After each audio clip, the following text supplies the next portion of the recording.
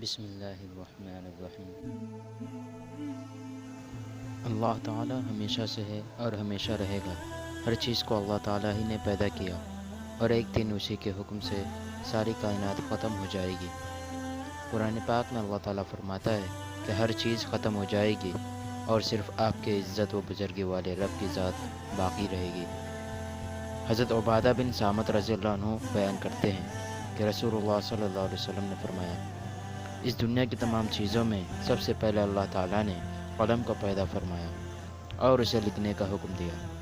تو اس نے عرض کیا، اے میرے رب، میں کیا لکھوں؟ اللہ تعالیٰ نے اسے قیامت تک کی پوری کائنات کا تقدیر لکھنے کا حکم دیا۔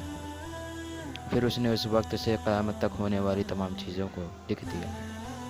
ایک دوسری حدیث میں رسول اللہ صلی اللہ علیہ وسلم نے فرمایا، اللہ تعالیٰ نے مخلوق کی تقدیر کو زمین و آسمان کی پیدائش سے 50,000 سال پہلے لکھا ہے۔ اس وقت سے قیامت تک دنیا میں جو کچھ ہوتا ہے یا ہوگا، قلم ان چیزوں کو بحکم خداوندی پہلے ہی لکھ چکا ہے۔ آج کے لیے بس اتنا ہی۔ السلام علیکم ورحمۃ اللہ وبرکاتہ۔